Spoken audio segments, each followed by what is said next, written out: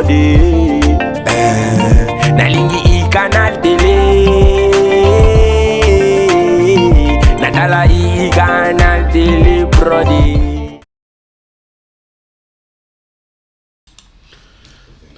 Bonsoir Bandeko Balandi. Il y a émission Nabino, il y a chaîne Nabino e-canal télé. Na cadre ya émission Nabino plein feu. Toye lisusu toza vendredi. Oiza ba rendez-vous to lingara te zanga. Toza vendredi toye lisusu pona masolo to solo la masolo ya mboka. Mboka situation eza bien te moi kokoso ezali et puis Moussa Nabiso et surtout ezaka biso moko ba journaliste te. C'est pourquoi chaque fois na yaka nga moko te na salaka toujours effort que nazala pe na bande comme susu oyo ke toya poto solo masolo ya mboka et bazali na ngai awa na représenter bango mais lelo oyo toye poto lobela spécialement bozo mona bango na écran. Tout le la économie en mboka. Économie en mboka, ils ont un problème.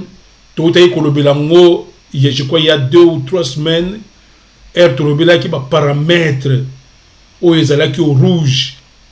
Lelo oyo to zongeli parce que Bolandaki, ministre des Finances, monsieur Nicolas Kazadi, au Aoutaki aux États-Unis. Oyo asalaki conférence de presse na Kinshasa alobaki makambu oyo ekoti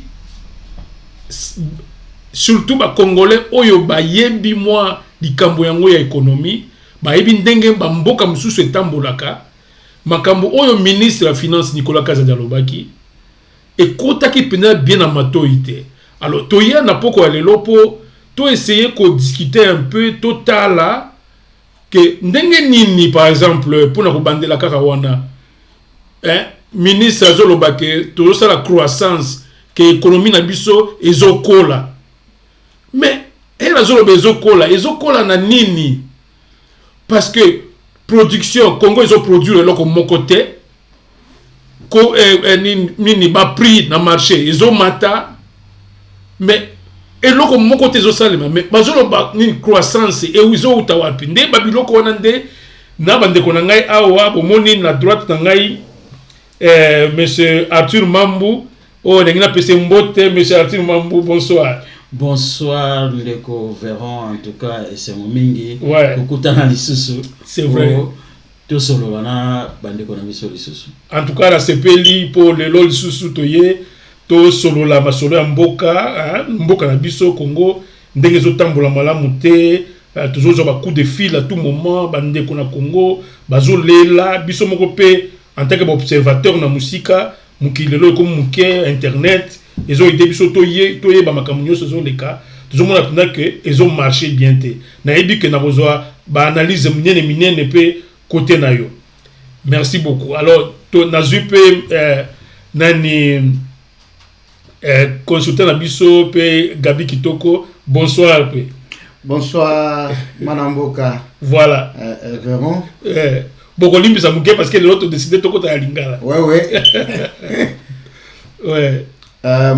Eza sengo munene ko partager lisusu tango oyo na bande ko nyonso oyo balandaka ikana télé. Voilà. Toki makambo oyo etali économie. Peut-être comme nazo partager pe na sengo mingi ko partager sur le plateau yo na kulutu arti je crois ekozala sengo mingi to kanano économie to ko benga ngondeni na lingala ngam kuna mituri ndesika wana kit makambo ya kita ya ekolo ndenge nini en tout cas pour comprendre biso ndenge to souffrir muke kolobela makambo na lingala na éviter. Ouais, je pense que combo yo et longo bani na mopendeza nkita kita économie kita écolo. Bon, je crois à chaque fois tu peux utiliser le terme économie tu peux bakiza kita et puis tu peux na kita écolo. Bon, OK, nalingi d'abord alors avant to banda parce que nalingi na banda d'abord to banda émission oyo na conférence de presse au ministre des Finances Atenaki parce que yende yaki koloba maloba. Alors à partir maloba na ye nde to essayer kotala to kota na kati et puis to zo réalité oyo Congo ezo vivre to comparer maloba au ministre de finance alobaki na réalité oyo Congo. Mais nalingi d'abord nako bandana yo monsieur Arthur essayer un peu kopesa moi aperçu na yo mboka na biso Congo sur le plan ya kita, sur le plan ya bapasi, sur le plan ya vie ya mikolo nyonso yo moni yango ndenge nini. Est-ce que Congo na biso eza ya kotelema ou bien mboka wana ezokende tout droit na libulu? Merci beaucoup na ndenge opesinga lisusu maloba. Eloko ngana ko loba pona Congo eza moko. Congo eotambola malamu te. Congo ezotambola na ndenge ya pasi. Bandeko waza konyo koma mingi soko totali makambo nyonso mboko etambola malamu ezala nango na Congo eloko moko ezate. Parce que on a mis tout à chaque fois mbongo bato baloba ke Congo ezala nango ezala mbongo ezala karoto ezala raté. Parce que surtout landi bien na monter nyonso tout toyoka pe na makambo nyonso tout to monaka. Peuple congolais a kokoza na eta oyo azana ngote. So ne to fandaka awa to mona bato ya bamboka mosusu to zala na bangwawa. Okomona bango ke bazala na bango calme. Bazanga pe makambote. Mais nous avons ba problème place au biso to zala la mosusu okotia bilo na mesa olingo wandolia. Okanisi obe on va na olia boye. Bande ona mboka. Bande kolongo bakate moto obotami na ye libumu moto ozana ndeko na biso congolais ndeko na biso congolais est-ce que si aller donc pas sur biso ba diaspora to Amélia Tati est-ce que soka moi moto passe akoko aza arozala à mesure ya kozwata ne fût que aspirine to kisio eroki kosungae. Alors babilo kona nyo surtout so ozui otia ngonyo surtout otali peno mais mboka e otambola malamote. La vie coûte énormément cher. Mbongo lokola $100 na Congo eza ko se volatiliser kaka boye. Et pourtant bakolo mbongo wana batambola akutu na mbongo lokola $100 te. Eza ba one ba batambola na ngoko tuté. Voilà. Et lelo lo kwa biso toza na Angleterre au mona $100 eza pratiquement 100 livres. Et pourtant 100 livres awa na pouvoir d'achat nango eza pena mbongo ebele eza kola 100 euros. Eza na pouvoir d'achat ebele. Mais biso mbongo eza okende karaboy. Mboko mba watu waza courant ezate. D'abord le besoin de ça na ne fût que un 500 francs to 1000 francs azo ebate elo nini akosomba pour ne fût que pour na kolia. Tu vois, il faut banana le bosso makala. Voilà. Pour courant incertitude ezali. Voilà. Courant ezate courant il faut prévoir déjà makala. Il faut dépense de plus. Makala dépense de plus. Voilà. Voilà. Donc makambo eza bien te. Mais alors monsieur Arthur sikoyo il y a un tableau noir où tu peux décrire wana dans un pays sérieux eza responsabilité à batu moko boye po ba bongisa loko wana tozo yoka tozo landango na ba médias et tout ça que non nini musala zo salema gouvernement zo sala musala lobby kutu lobby a lobby au samedi mais c'est autobé un messe noir ya union sacrée bazo sala yango ba leader na biso ba homme politique na biso nyonso ba oké ko sangana que mandat ezali réussite et makambu nyonso ebongi. Est-ce que okopesa moi idée ya eloko yo moni par exemple président Tshisekedi a sali na mandat na ye parce que batu bandai ko zela ya sala. Est-ce que eloko nini parce que tableau noir au décrit ezali ata ya Kabila ou bien ata ya Tshisekedi? Omoni na kolo bakoye ndenge kaka to yoka bon ndenge eloba mara plutôt UDPS a Zalaki na opposition pendant 37 ans. Ba mona ndenge mokili zaki kotambola na période ya Mobutu, Kabila le père aye, Kabila ya mwana aye, bato nyonso tout baza mona commenter ce mokili zaki kotambola. Je pense que bazaki na eloko tozobenga gouvernement ya molili a lokola na Angleterre wa babenga opeka ande mwana. Tambino ozana gouvernement ya molili, c'est-à-dire opposition. Oui. Na opposition wana na éviter ceux qui bazaka na bateau wa que donc bino boza commission ya makambo ya économie ya sécurité ya makambo na yebi na période moko boye ezalaka. Il fallait na tango wana il fallait basala ba étude epele. Il fallait bateau baloba que lobby to lobby okuna biso to kokota na pouvoir. Kokota na pouvoir. Il fallait basala na babilo ko wana nyonso to. Quand bien même que bazaki na ba élément nyonso tout est mais ba no ba yeba que awa so to komi to wosa nini to wosa lelo ni to wosa lelo ni. Na yoka mawa pona Tshisekedi. Na yoka mawa na mitu na ngabi. Mawa ou bien ko azana responsabilité à osala musala. Azana responsabilité ya makasi. Na yeba raté so azana bato yo bakoki kosunga. Si le Congolais a na souci ya ndekone Congolais. Moni so muta komi na pouvoir. Muta komi na mangeoire wana onde ba koma kolea. Voilà. Et oka oyoki na mawa. Muta yaka na ba raison na les gens veulent défendre oyelo ba koki ko défendre te. Yango mona bato msubalo baka atango zana opposition tango zana libanda o bandengo ngolo batango okota na kati oyeba te o bana neni. Donc ce qui veut dire que ba yakina Tshisekedi a une planté. Ndenge yozo monela. Tshisekedi qui a continué à pouvoir boyer a une aventure. Akoloba azana plan ayaki na plan mo bodole mais ayo mona ba réalité o eza sur le terrain. Mais ba réalité nini? Ba réalité nini?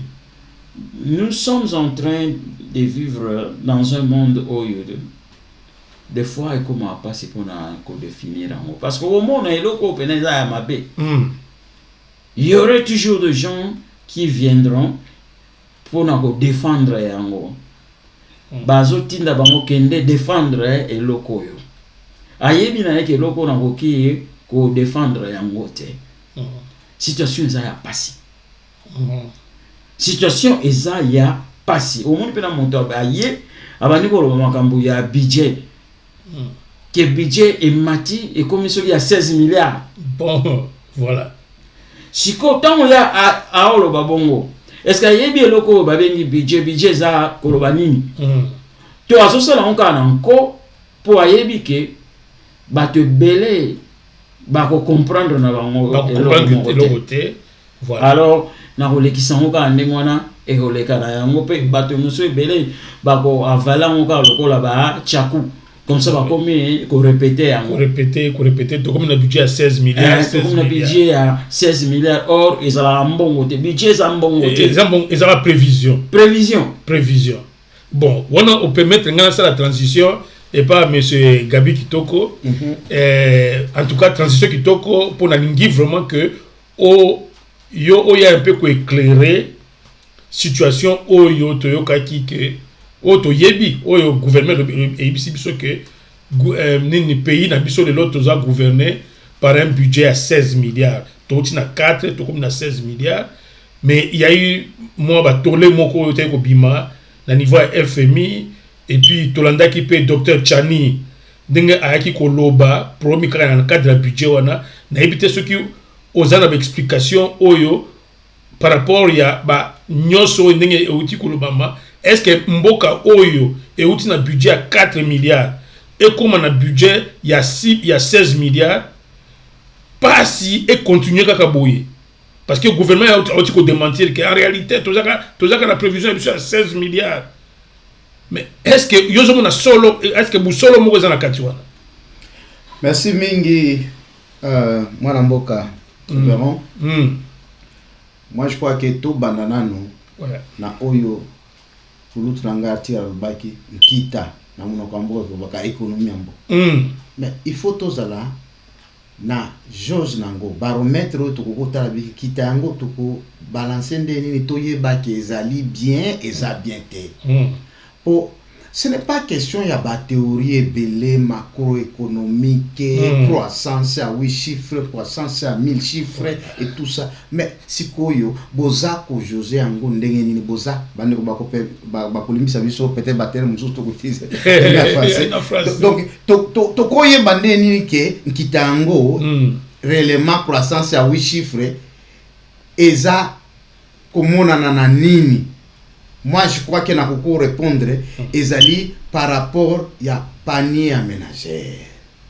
Oyo mutu alobike na kendaki na zando na sombi sakombi ya fufu na Thomson bana balie batondi balali lobi balamuki makasi bazokende kelasi baoyo ngai pe na lamuki na kei musala mobali pe akei pe musala na ye mais soki boza ko boucher batu ba oreille na non croissance à 8 chiffres croissance à 10 chiffres po ya ko sala comparaison peut-être na oyo elekaki mais tout cela ce n'est pas oyo la majorité à Congolais bazozela. Parce que le plus grand problème ezali que les lots batu baza kotala tozoyoka biso toza musika kotoyo mais tosolo na bango parce que chaque jour tolala kate toza toujours en contact na bandeko oyo baza na mboka okoyoka ke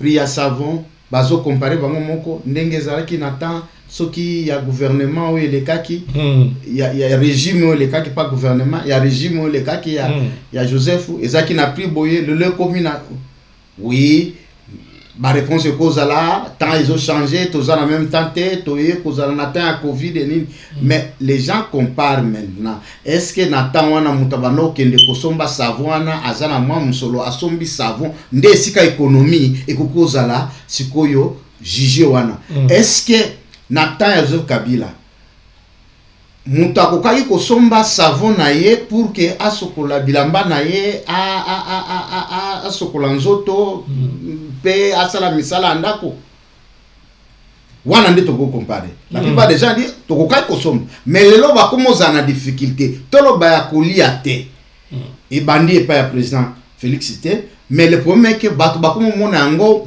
makasi. Voilà. Mon solo économie tolobito outi na budget à 4 milliards. Lelo tokomi na 16 milliards, rezaki na 14 milliards, c'est-à-dire que c'est presque quadruplé. Voilà. Comment batou congolais ako sentir ango na vie na été chaque jour. Comment ako sentir te? C'est-à-dire que il y a un problème. Ezali kaka ba tricage ya ba chiffre. Ou bien eza juste une démagogie, il faut le dire.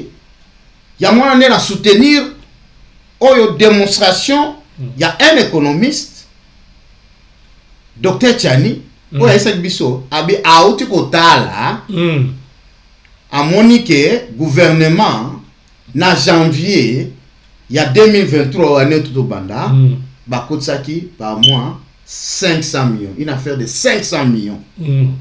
Alors, calcul simple, 500 millions fois 12 pour installer année, c'est-à-dire le budget, il faut il y a 6 milliards.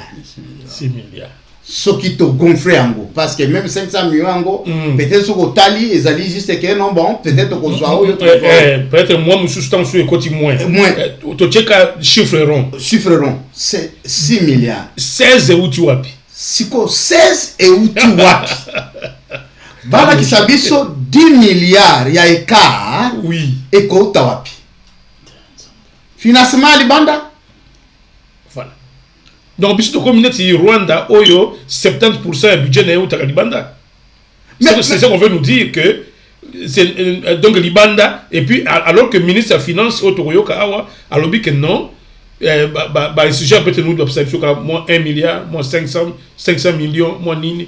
Et comme il faut combler pour comme 16 milliards comment na éviter monsieur na éviter ce aussi ici pour na ngina si sana pour aussi ça na maloba oyo docteur Tchani alobaki alobi te bako continuer kokosa peuple boye te oyo eza kokosa soki oza na moyen te okoloba ngai nabombaka te nazali kabiliste ya musée parce que bazo confondre mikolo Kabila kabiliste bazo mona Kabila kabiliste ya Joseph non ba Josephine to ana mikolo kombo Kabila PVRD mais biso ba kabiliste to mona ki avec musée à côté avec son plat triennal azaki na budget à combien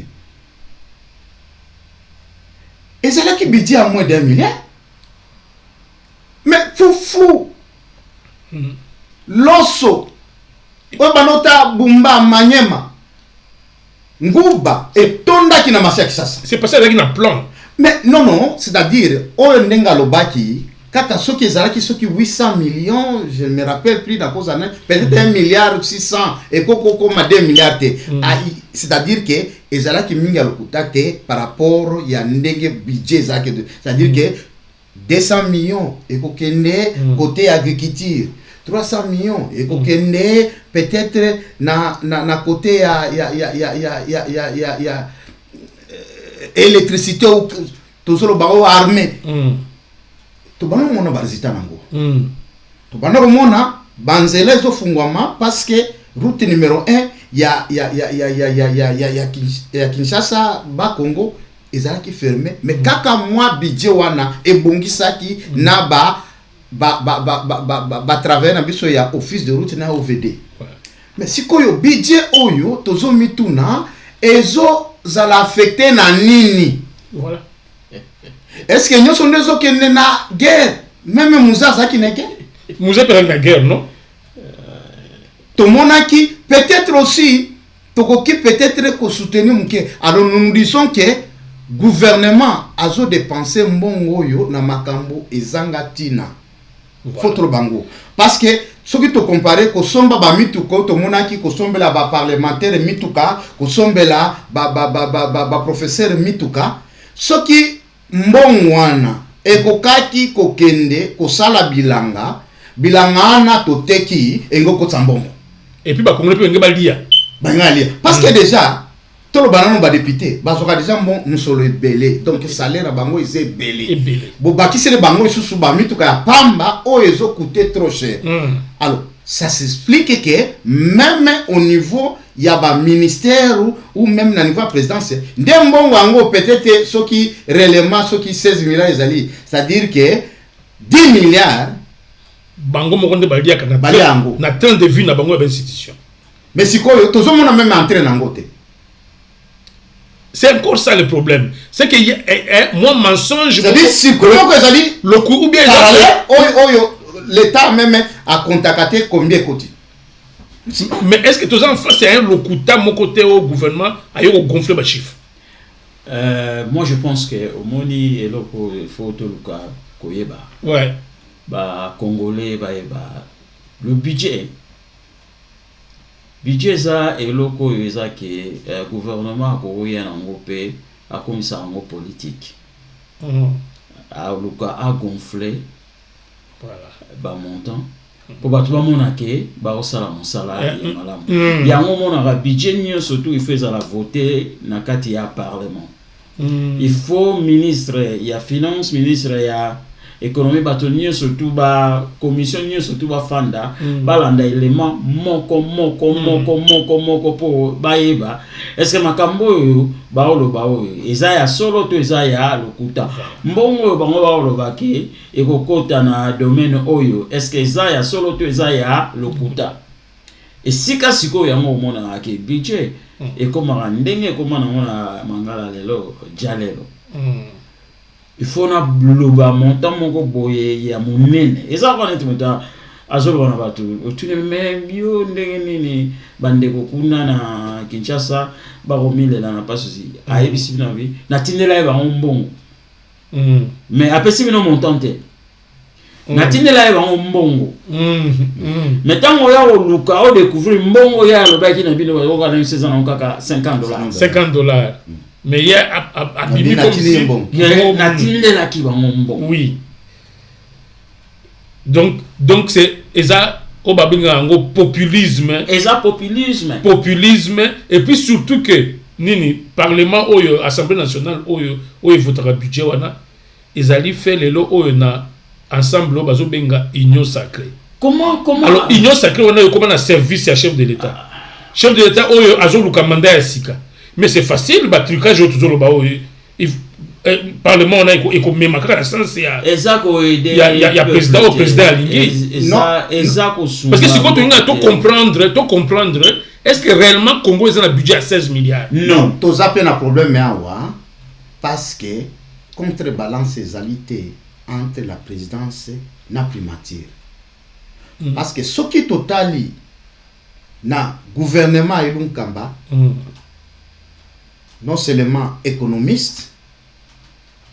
Tout ça qui n'a budget à combien? Il y a 6 milliards. 6 milliards. C'est-à-dire qu'ils ne pouvaient pas gonfler n'importe comment. Voilà. Même ceux qui, quand ceux qui même au niveau de la présidence, pour des raisons un peu, il y a populisme, ou des raisons pour gagner.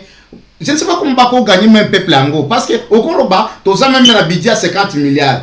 Et que Batubali a caté. Donc, mais comment ils vont dire que non, tout soutenir Bino? Moi, je trouve vraiment que, dans le niveau de la questionner, je me dis, et ça n'a pas été. Voilà. Au moins, il y a l'UDPS, tu colles là, surtout. Et ça, c'est l'UDPS. Raison pour laquelle tout le monde a existence, il y a l'union sacrée. Voilà. L'union sacrée, il y a le temps où l'union sacrée est ça qui a été. Non. L'union sacrée, c'était le feu, tu sais qu'il dit Étienne, na bateau, Azala, na bango, va créer qui est pour na babilo côté pour na koluka, va voter. L'UDPS actuel. Bah yebi yango que sur le biba qui est na élection car bango moko ils vont échouer. D'abord on a mandat au outil comme les cas. Oui. Ce qui bon mandat donc et l'équipe que tu as monté ezana mandat au elingi ici là. Oui. UDPS ça en combien de députés? On nous parle d'une trentaine. C'est ça. Le problème seulement sur les 300 ou 400. Ils sont combien? 500. 500 il y a la législature. Bah nombre il y a des députés au IDP ça ça bango moko eza 1h30. Mais bazolo bakeno mbalo yonde bazo majorité bango moko. Majorité il y a UDPS la nouvelle version il y a UDPS. Non comme parti seulement. Parti bazolo ba parti. Union sacrée. Ba Congolais wana penza na éviter ceux qui tous. Ba Congolais ya sika. Babotamité, ba Congolais ya sika o baza déjà na ba âge ya ba 18 ans bazate. Car ba Congolais oyo ya kala, des gens qui ont vécu na temps ya Kabila, Mobutu, te lelo bango ka ande bazali. Ce même Congolais souffre. Ba yebelo ni ba bengi souffrance. Ba yebelo ni ba bengi souffrance. Bato nzala baleki belé ke bato bazana bozio ezate ke o pour bateka raso bilonté vos yeux eza pour bazana gestion ya misolo ya ba Congolais. Voilà. Tant on taza ko puiser na caisse ya l'état au détriment ya ba Kolombongo. Après alobi ki ngala za moto ya mbongo. Eza passi eza na mawa. Parce que tout ça na ba cas très simple. Baka ozomona mnaki mutu akendaki ba yibi ba mbongo basalema omi surtout et ces gens continuent toujours ya oyiba pe ba fanda na ba ngo place wana. Et il y a un groupe de gens au babando ya ko protéger bango po wanini ba longo les mois $5,000 ba pesi bango ba mikaboli ba zu mois voiture ba pesi azo futer la manda ko mombo aza ko lia. Mosaka oyo za ko lia lelo. Et osala kale msoka 35 ans. Na 6e année mosaka wana et ozala soute. Okozonga na même situation au bateau yo zaki konyokola. Total soki okoka. Voilà. Moto a mesana ko nyoko ma alamuki na tongo zo baté au bande la place nini. Na moto azalaki ko joie. Azali ko lia na misolo oyo eza protéger te po et aussi là. Po azui aux yeux ezaki na toki na nzungu ya ba Congolais na olia ndenge ngala li kolia mokolo ezalaki nzungu wana badeplace yango to mofinuku ya nzungu wana batia yango cadena oyeba so esika okozwa te olala nzala okoka nzala wana te okoka nzala wana te si c'est que biloko oyo eza osalema na époque ya Mobutu mona moto azalaki ministre kaka soki balongwe on va nous montrer comment c'était une misère les gens à vitesse on comprendre oui parce que ils ont ba mesani na ba vie facile il y a qu'on dépenser facilement et ils croient que ça va continuer à un moment donné au monde ça dit ba mituke bandi ko tekama mituke bandi ko kufa entretien nango ezali susute makambo belé ba koka sute nous sommes en train de vivre une situation où ils a peuplement koki kondima yango na mokila zate neti makambo lo bana yo lobby ba okende kokutana lobby ouais ba papa ba tofu bazana soni ba tofu bazana mawa ya bango moko tous ces gens là oyo ba ole mbongo ya ba congolais ba okutana ba omema quelques congolais pour ba eli bango ba 1000 francs ba sali bango so ba sali bango boye dans leur famille dans leur propre famille bazana bateau bazako souffrir. Mais c'est ça tout le problème aujourd'hui.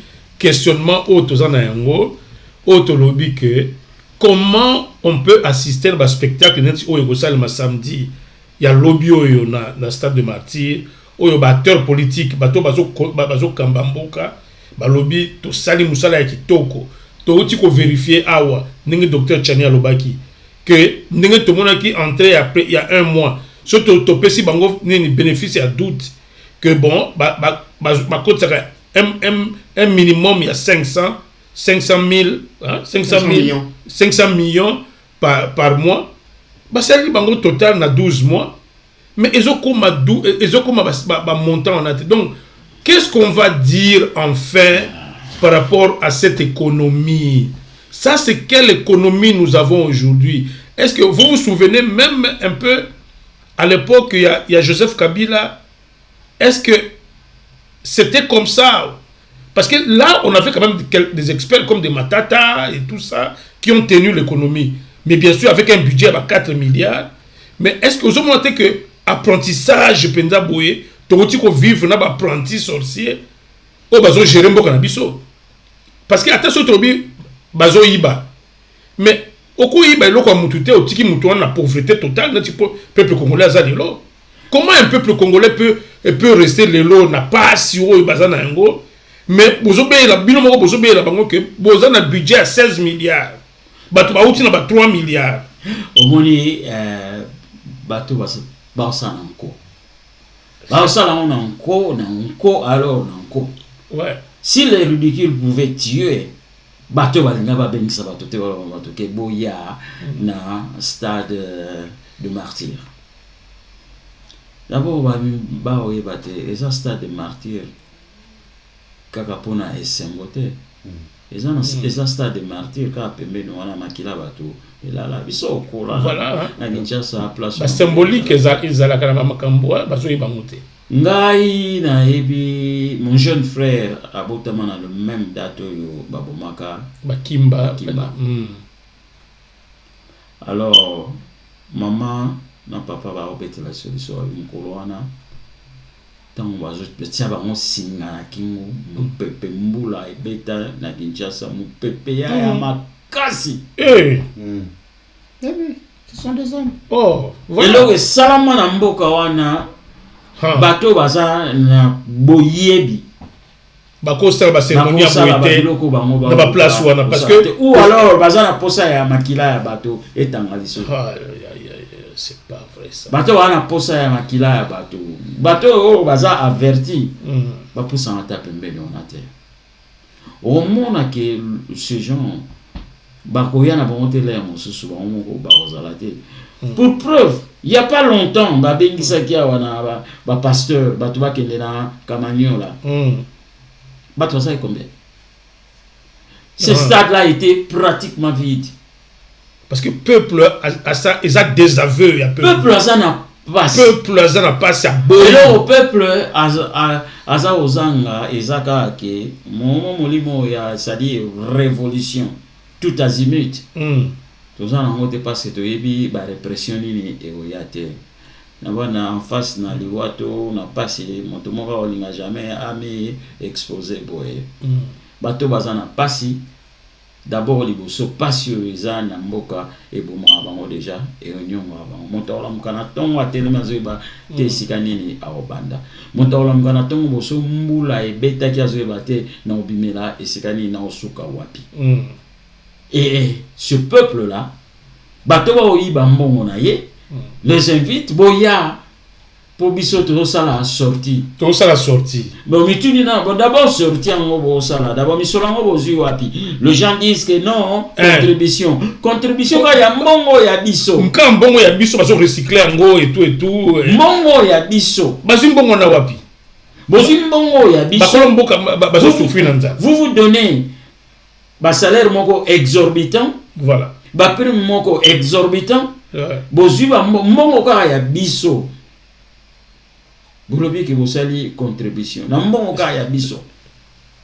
Bon alors toyoka mamuke ministre de finance pour to évoluer toyoka ministre de finance to ça commentaire na biso comme ba congolais parce que makambo to lobi exactement comme bana mboka o ba yebi pasi ya mboka na bango to sali moi dialogue pendant moi di solo comme to loba ki émission o penda to ye nango po to zo yande kolobela pasi ya mwana Congo ndenge mwana Congo azoyoka pasi et puis na suka nde tokoya na mwa ba idée na yebi que monsieur Kitoko awa ye aza plus na sima ya mzee Laurent Désiré Kabila ndenge yepe ayaki na philosophie na ye ba idée ezali ebele pona otombola mboka wana tokoya na mwa ba idée mike pona koya qu'est-ce qui devait alors être fait mais en attendant toyoka nanu makambo oyo ministre biso ya finance azoloba oyo azui économie na biso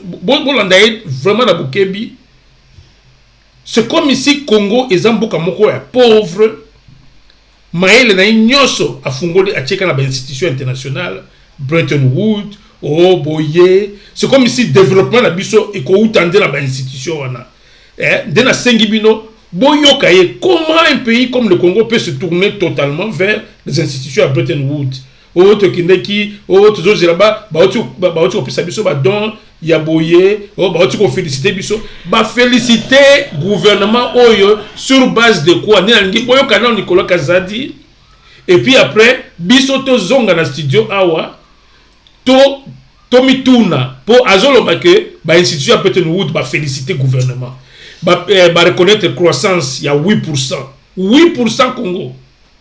Et pourtant, nous sommes l'un des pays les plus pauvres dans la statistique mondiale.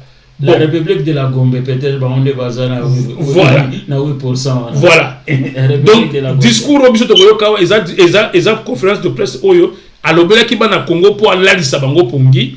Dans la ligne, tout le monde a bokebi pour Bissot Awa, tous allez quand même, na Congo Oyo, tous allez moi, sans ces jugements, Toyo Kaye, et puis, tout essayer qu'on s'adresser un peu à la ministre de la Finance. Et là, on y a jugé bon, aya koloba, et puis pendant que Congo na minute ils ont la crise yamakasi. Tout le cas comme ministre de la Finance, moi Mouké, et puis tous on a plateau.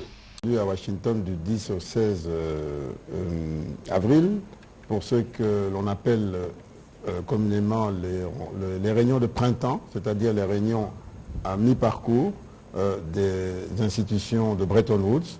La réunion annuelle, ce qu'on appelle assemblée annuelle, se tient en octobre et en avril, il y a une réunion qu'on appelle la réunion de printemps. Pour faire le suivi sur les évolutions, les grandes évolutions mondiales, les grands enjeux mondiaux sur le plan économique et financier. Et c'est toujours l'occasion d'avoir des discussions sur des questions liées entre un pays particulier et ses institutions.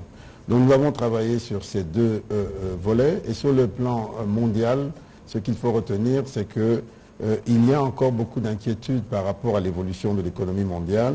On indique que tous les indicateurs, on nous informe que tous les indicateurs actuels laissent présager d'une baisse de la croissance économique l'année prochaine. On pensait qu'on serait à 3,4%, on pourrait descendre à 2,8% l'année prochaine, en moyenne au niveau mondial. Nous, RDC, nous prévoyons 8% pour l'année prochaine, l'année en cours. Nous prévoyons 8% pour l'année en cours, alors que au niveau mondial, on prévoit une inflation globale de 2,8% en baisse, parce que la prévision initiale était de 3,4%. En termes d'inflation également, on anticipe le maintien d'une inflation assez importante, de l'ordre de 5% dans les pays riches et de l'ordre de 13 à 15% dans les pays à faible revenu. Ce qui nous concerne, nous, en tant que pays. Donc nous n'évoluons pas en marge de l'économie mondiale. Nous sommes d'ailleurs un pays très exposé, puisque nous vivons essentiellement des produits que nous exportons. Et donc, ces évolutions mondiales, nous devons les suivre et nous devons voir comment nous nous positionnons pour réduire leur impact chez nous. Vous savez que l'année 2022 a été une année un peu difficile. On a eu à faire face à la hausse des prix du carburant, de la farine, etc., des vivres frais. Et tout cela, les ménages l'ont ressenti. Nous avons pu amortir ce choc en donnant des allègements, mais ces allègements ont un coût budgétaire. En donnant des subventions pour le pétrole, ça a un coût budgétaire. Nous devons tout le temps trouver le bon équilibre entre le coût que représentent ces allègements et la vérité des prix, et de manière à ne pas trop faire de mal à nos populations. C'est un travail qui est difficile, qui n'est pas toujours bien compris, mais nous pensons que l'année dernière, nous l'avons fait du mieux que nous pouvions et avec une relative satisfaction. Pour ce qui est de la situation de nos programmes avec ces institutions, vous savez que nous sommes en programme avec le FMI, en programme avec la Banque mondiale également. Nous sommes un pays aujourd'hui qui a des chiffres au niveau macroéconomique qui sont enviés par tout le monde. Le collègue a parlé tout à l'heure de la croissance économique, 8,6%. Il est possible que ça évolue encore vers 9%. Les participent davantage au partage de la richesse. Raison pour laquelle le chef de l'État a voulu faire de la transformation locale de nos minerais une priorité absolue. C'est le moyen de capter la valeur ajoutée localement, partagée avec les Congolais. C'est aussi raison pour laquelle il a voulu faire de l'agriculture et de l'agro-industrie une priorité absolue. Le fameux agenda présidentiel de transformation agricole. Mais c'est des choses dont les résultats ne viennent que progressivement. Mais il faut maintenir ce cap, maintenir cet objectif et ne pas regarder simplement le court terme, mais pendant qu'on gère le court terme, il faut avoir une vision à moyen et long terme. C'est ça qui fait que nous devons davantage expliquer à nos populations ce que nous faisons pour qu'elles comprennent où nous allons, ce que nous faisons avec les ressources que nous avons. Donc, mais d'une manière globale, nous avons été félicités par toutes ces institutions pour ces progrès, croissance économique, collecte de l'impôt. Nous avons été meilleurs en Afrique en termes de progression de l'impôt collecté, progression des réserves de change également. En matière d'inflation, nous avons été à 13% en 2022, contre une moyenne de 14% en Afrique subsaharienne, donc juste à la limite. Mais globalement, nous avons été félicités par tout ce que nous avons eu comme résultat et par toutes les politiques et toutes les réformes que nous avons déjà positionnées, notamment celle de transformation locale de nos minerais, etc. Nous avons un soutien quasi unanime de tous nos principaux partenaires et cela, nous l'avons clairement ressenti pendant notre séjour à Washington. Nous avons été également encouragés à poursuivre nos efforts dans la lutte contre la corruption, la lutte contre le blanchiment. Vous savez que nous venons de valider l'évaluation nationale des risques de blanchiment de capitaux et cela est suivi au niveau international. Vous vous souvenez de cette affaire de liste grise. Donc nous mettons maintenant en place un plan de travail qui va nous permettre progressivement de sortir de cette liste grise. Et nous espérons le faire dans un temps le plus réduit possible.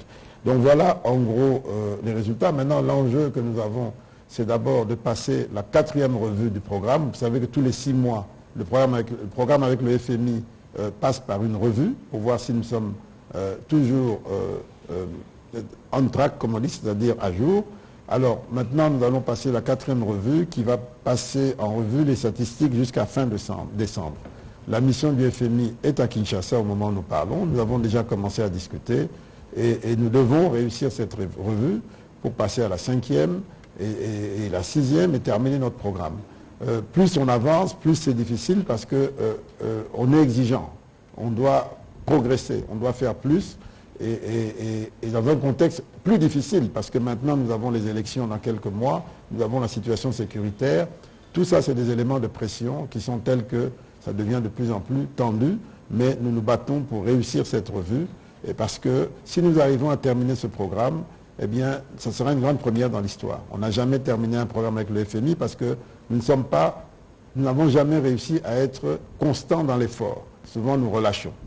Alors, ce qu'il faut retenir, c'est que ce que nous vivons aujourd'hui est assez exceptionnel.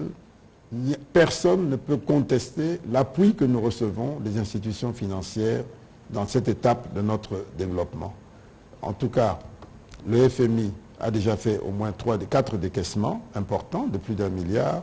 La Banque mondiale a fait passer ses allocations au pays de 2 milliards en 2018 à plus de 8 milliards aujourd'hui. Et même les autres bailleurs ont fait autant. Donc, nous n'avons jamais reçu autant d'attention favorable. Nous devons faire notre part en étant vigilants, en étant rigoureux et en affectant tout cet argent dans des secteurs qui permettent de préparer l'avenir, qui permettent de sortir de cette dépendance du secteur primaire, qui permettent de mettre les Congolais au travail, de faire en sorte que les Congolais créent la richesse et l'emploi, et pas seulement l'emploi public. Parce qu'à l'heure actuelle, tous les regards sont tournés vers l'argent du trésor, qui est l'argent des mines vendues. Cet argent est fragile, ça peut basculer à tout moment. Pour vous donner un chiffre, sur 4 emplois créés au Congo, 3 emplois sont des emplois du secteur public. Et un seul emploi est du secteur privé. Ça vous montre, je parle des emplois formels, des emplois formels. Ça vous montre le risque que nous avons. Si les emplois publics sont aussi dominants, ça veut dire que pour les payer, pour les financer, on fait pression sur le seul emploi privé qui doit supporter 3 emplois publics. C'est très dangereux parce qu'on étouffe l'emploi privé, alors que ça devrait être l'inverse. C'est le secteur privé qui devrait créer le maximum d'emplois et le secteur public devrait accompagner cette création d'emplois. À l'heure actuelle, c'est l'inverse, donc nous sommes en danger. L'économie doit se transformer structurellement pour qu'elle ait de l'avenir. Ce sont les enjeux que nous avons. Voilà pourquoi il faut créer un climat des affaires, il faut créer un environnement, il faut investir dans une infrastructure pour que chacun d'entre vous puisse investir et se développer. Quand je dis chacun d'entre vous, c'est parce qu'il y a un autre défi. Les Congolais n'investissent pas assez et l'économie aujourd'hui, elle est essentiellement aux mains de capitaux étrangers qui viennent prendre des risques chez nous. Donc voilà les défis que nous avons. Nous devons nous regarder nous-mêmes en face pour que nous puissions relever ces défis. Si vous prenez les 200 plus grandes entreprises qui font plus de 90% des impôts que moi je perçois, c'est essentiellement des entreprises détenues par des étrangers. Donc tout ça, il faut changer de paradigme et il faut qu'on en ait conscience, raison pour laquelle c'est toujours un plaisir de venir échanger avec vous. Bon, voilà, et nous revenons encore sur ce plateau pour essayer d'avancer par rapport à ce que le ministre des Finances vient de dire ici. Mais nous retenons que le ministre des Finances, dans son planning pour faire évoluer notre économie, ce que j'ai plus retenu, c'est qu'il a extraverti notre économie. Parce que même quand il parle de l'agriculture, oh non, c'était le leitmotiv du président, mais on n'a pas vu l'agriculture, par exemple, la production. On ne dira pas qu'au Congo, on produit aujourd'hui. Mais aujourd'hui, toute l'attention est focalisée seulement sur les institutions internationales. Je ne sais pas si l'un de vous peut essayer d'expliquer si vraiment le Congo ou la vie du Congo pourra changer de façon, na côté en français, alors qu'il fallait totika lingala. Tolingi nandenge ministre des Finances otiko lobawa. C'est comme si l'économie n'a pas, il faut dépendre d'un élément extérieur, il y a une institution, il y a Bretton Woods. Est-ce que, bien au monité que ils allaient fuiter en avant, il y a ministre des Finances, parce que bango ba yebi esika mbongo ekotaka na Congo, balingi balalisa ba na Congo pongi, po baloba oh non, tous ba bons élèves, il y a ba institution ba oti ko féliciter biso, ba féliciter Congo. Parce que tout ça, la croissance économique. Congo, il y a biso ya pasi. Tout ça, la croissance. Est-ce que vous avez une sur le ministre de l'Obafena? Abi ba féliciter biso. Tout ça, la croissance. Tout ça, bons élèves. Ba féliciter le bango pour un effort. Il y a lutte contre la corruption. est-ce que biloko nyonso wana est-ce que biloko bona on a Congo le problème ya monene awa oyo ngai na zui pas ya ministre c'est très grave que alobi que Congo est envié de tous les pays du monde. Est-ce que voilà, Congo est envié par la Chine. Envié. Pour la croissance à 8 chiffres. Moi croissance il y a 8%. 8 chiffres étaient 8 c'est ça, ils ont dit 88. Et ça 8%. Est-ce que Congo est envié la Grande-Bretagne? Na États-Unis, na France. Donc c'est pour dire que le discours naïe c'est là qui pour la Congolais pour mais absolument, mais il fallait choisir quand même ba moko oyo boko nani. Peut-être dire le mot envié. Il y a Kolobabi qui non tala comment vous transformer Mbokambino. Voilà. Peut-être si on prenait par exemple il y a pays comme Sénégal et Conso oyo. Ou le Burundi, c'est le pays le plus pauvre au monde. Oui. Il y en a 2022. Oui. C'est le Burundi. Oui. Mais non, en termes, il y a ma réalisation. Pour Tokota, là, par exemple, les pays, même les familles Rwanda, ils ont agressé Bisso. Mais ce qui, tout le bac il y a des chiffres, c'est-à-dire que Rwanda, pour la croissance, il y a ce qui a 1000 chiffres. Parce que l'économie, oui, les Rwanda est envié. Rwanda, a envié même dans le pays, en termes de gestion. Même ceux qui ont agressé Bisso, il faut le dire en termes. Et non pas. Et là qu'on a remarqué, et Pessinga idée à temps oyo un journaliste c'est pas moi français ou belge abanoloba pour na kondo Marshal Mobutu. En termes il y a exploit na guerre. À chaque fois qu'il y a banoko père de guerre. Le côté Bromiti a pété qui a gagné. C'est ce que je trouve maintenant que en tout cas régime Yafati est comme qu'on utilisé. Pendant que tout Congolais a mona que ça ne marche pas, mais non, tous enviés, tous ça la bien, que le quand même économie mondiale, où ça na baisse il y a des et l'okonini basali parce que attention à croissance et zalaka, il faut produire et croissance et zalaka, il faut prix dans marché et zala normal et abordable. Croissance et zalaka, monnaie na bino il faut les makasi. Mais le facteur wana, le facteur là c'est négatif na Congo. Mais biso za croissance nini? C'est ça. Tout ça la croissance nini ndelo kotongi tout le que na Congo. Ndé tozo tout na ministre. Qui pas ministre. Tozo tout na croissance ça ya nini? Congo ils ont produit le loko mon côté. Production za kaka ya mine. Production moko biso za nango, tu reconnaître za mine. Mine oui. Ndé to ndé yemo ka lobi, ndé yango ndé économie na biso zo dépendre na ba mine. Pour l'objet qui prix equity, montant les quotas dans la caisse à l'État et qu'on diminue. On diminue. Mon production est mine. Mais il faut ajouter production à mine. Congolais a dit kaka fonds monétaire. Oyo, baosala na tanga ki rapport na bango. Oui. Bazo kebisa biso. Babi à cause de la guerre. Parce que les lots content et quoi ils sont soutien. Parce que quand ils ont contrôlé ce qu'on a rebelle. Soit par rebelle, soit par terroriste. Voilà. C'est-à-dire que production en a et qu'on baisse. Des bazako, on est converti. Même ceux qui bazako ont un gouvernement le bité non, budget abisso est à 3 milliards, t'es à 16 milliards, faut monétaire le bac non, balobi que Congo en 2023. Prévision pour ça qui sur base à coltan. Il y a coltan. Il faut bolongo parce que guerre paye, ils ont coûté bino. Ils ont coûté bino parce que ils ont perdu ma ressource dans le cadre de la guerre. C'est ça. Alors, pourquoi le gouvernement est quand même pour reconnaître ma fait wana, oyezali justifiable et puis papable.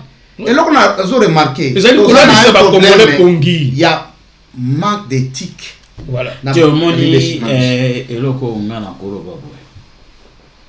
Baebi baokosa ouais baebi moto moko lokuté za polele pour a contredire bango baebi yango très bien.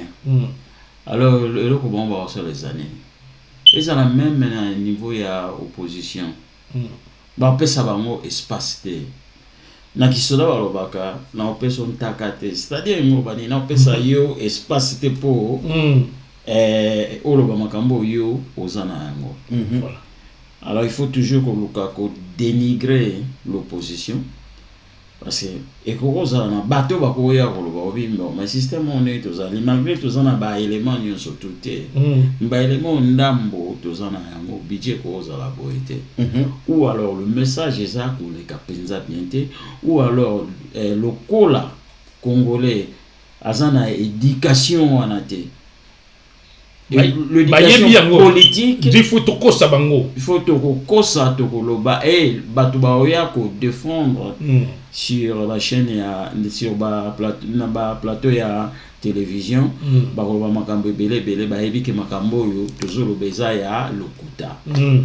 Il faut tout simplement voir comment le peuple congolais souffre, comment congolais azonyo commenter na babiloko wakoki konyo komana yango te. Et avec cette mentalité que nous avons,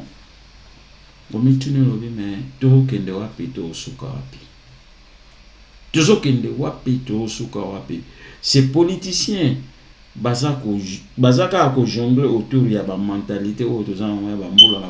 Oui, c'est la même mentalité. Congolais, motaito yiba mbongo, ayibi mbongo ya congolais, mais bango ba ya ba benge preso. Vie sola kitoko vie wana mais na mbongo yo apesa bino ba miette o eza ya mbongo awuti ko yiba mbongo na bino. Il y a des choses qui se passent au Congo au Mituni, est-ce que mbongo penda ibimi place oyo kaka ba yiba ki mbongo nda lokola rapport awuti ko bima que chaque mois l'État congolais a perdre 65 millions de dollars na niveau ya fonction publique. Rapport IGF, l'action texte. 65 millions de dollars le mois. Bon, heureusement, IGF a découvert en gros, l'État a récupéré un bon mois. Mais le problème, c'est qu'il va récupérer un bon mois. Le problème, il y a IGF, c'est quoi? Ils peuvent koloba eloko ba on va koloba ke mbongo ezo bunga ima bebele bakangi pe mais congolais comme on a mbongo ngote bakangi pe mutu comme on lokola magistrature na biso lokola justice na biso ezaka ndenge yango ezali voilà omona moto wana abimi ba kozwa eloko mokote ba obotola eloko te tous en ba kamoko récent wa o mituno bime comment ce même monsieur Oto Kangauteri koyi bambongo pe azomi na parlement azako siéger pe afani na kati ba parlementaire oyo ba ofanda na ye na kati wana est-ce que baza vraiment ba congolais et là on nini e ozanga bango batuna mais moto yo awuti ko samba et ngolo bateke na justice oyo ya biso ndenge yango ezali on a vu des gens batiki. Si un magistrat a tiqué mon pour un magistrat corrompu, et nous va dire que mon toit est innocent. Mais et l'autre côté, il faut qu'on le bat. Il faut toujours, même Jeff toujours le baquet, non, il faut raisonner. Moi, je trouve aussi qu'il faudrait quand même faire la flèche, donc il n'est pas Jeff. Mais Aza côté un mécanisme n'est pas pour prévenir. Que bayi bate. Pour toujours exemple, netia matata, parce que na exemple à côté armé nata matata tellement que ezalaki na ba chiffre fictif ya ba militaire au ba kufa au bazalakate banani matata qu'est-ce qu'il a fait? Il a bancarisé tout le monde sikoyo il faut faire ça ba donner na biso pour salaire no eleka mais ce qui tozanane il faudrait faire quand même à sali musala ayi abike non je recommande ndeo na rapport baza na recommander à partir d'aujourd'hui pour bofuta ba fonctionner à l'état et ça la boye mutu na mutu asa na banque na parce que il y a zo dénoncer kaka azo dénoncer kaka il y a zo dénoncer en plus justice et pe zo landa na si zo landa te bon mane mona na yepe azo tele prévenir un côté oh ba menace de système éthique ka ndenge zalaka ba menace de mort eza ouais yo lobby au dénoncer yo za juge obi ke okanga moto babotole ba biloko ba hotel ba bina meyo yo mo saka na biso yende moto obongisa pe oboma yo to na ka bato to kufa procès mo vite ko le ka oui mais si ko yo wana aza siko ministre vice premier ministre si ko ko sala ndeni ako bloquer makamunyo so yije a bloquer amunyo so tout alors tout ça donc to ça na situation ezake to baluko na biso nde kaka ba mise baloba to za ko rond point. Déjà qu'on rompt parce que dans Congo n'est Congo ezali. soki pena Congo ezalaki état de droit ndenge Congo eza bato ebele baoperdre na biloko bango basombaka na mbongo oyo bayiba ya bacongolais mais du fait que la justice eza ke ila biso bapreuve oprouve biso ke eloko esalamai ndenge wana ozoka avocat na avocat koya akodefendre moto ntango akodefendre ntango ekoma ke baleki na nsima ya mokongo omona mpe moto wana abimi batiki na bango ye bakei et entre-temps l'argent du Congolais ekenda biloko oyo azoloba wana comment to stopper blanchissement ya mbongo il faut tout simplement voir bandako eza otongama na Kinshasa ezotongama comment voilà. C'est l'argent de l'État qui est tous blanchi. ces étages ezotongama comment Bon, l'État a blanchi, si notre un exemple mais j'ai fait il faudrait ce que vous bana biloko nyonso wana ezalaka stoppé na ba police oyo bo créer botier sur place et fait ça appliquer oui appliquer mais c'est ça quoi appliquer pour bakosi mabik na veille bakosi lo baba komi impulsion et bandi mbala moko pa mokonzi kuluto bandolo ba wapona stade na yokaki yo mais zoloba obeka na kombo na mboya kala stade Kamanyola po ba oyo peut-être ba mikolo ba beka ko martyr muzende ayaki alobi eza su Kamanyola te alobi ekomi stade de martyr et puis eloko bato ba yebaka te bato bazaka kirete na ajouter na liboso wana place oyo ba panda ba congolais na ngutu les acréa triomphal boulevard ba benga triomphal le mot triomphal veut dire quoi ba triompher. Regarde comment on honore même les esprits ya bato ba kena kanani mais il ne s'agit pas seulement de dire que non toza ko combattre corruption mais pour combattre comment mutu moko oyo eyebanaki ke a détournaki fonds publics azongi avec force pour rétablir rien ba haute fonction na FMI ba féliciter la lutte contre la corruption. Il trouve ça dit pour la bango pour la bato na ba fan ba est-ce que bato penza ba milinga te to yede on pourquoi et puis même nini franc congolais ndenge zo perdre nous oui c'est parce qu'il y a une saignée oui la finance publique oui mbongo ya Congo eza ça dit que ça ezo ya ko nourrir l'inflation parce que mbongo bimaka chaque jour oya koti bo bimiso ya ye surtout union sacrée à wasoki union sacrée donc chaque mouton que c'est la président campagne na coin na il a eu de l'argent et comment mboka cause en inflation te et puis mboka oyo en inflation boy ministre ya finance aloba ba féliciter on a beton mais lokuta ya ndoto félicitations à Ewana, on a été évité ce que ça va féliciter qui le pays n'est pas le mboka biso za géré. Ce qu'on ba pauvre des ba congolais parce que tala mandat mon bimba ici le sa président a routine na parti na UDPS ça parti à ba ou bien un parti populaire c'est-à-dire parti à ba pauvre est-ce qu'il y a zoé baté que non il y a qui n'a pouvoir pour nous pesa ba biloko balia courant ezala maya komela kitoko ezala mais est-ce que le loyo bilan ni nango tshisekedi ako sala oyo ke ministre des finances azoya ko bongisa maloba boye o lobby na ibite soki yemo ko na stade soki yepe ko sala moi discours kuna ko lakisa bilan nini ya ko pesa batu pona musala oyo ya ko bongisa ya kita ya ekolo bilan nini selon bino bilan exacté et là que ça bilan exacté parce et combien qu'on luka pratiquement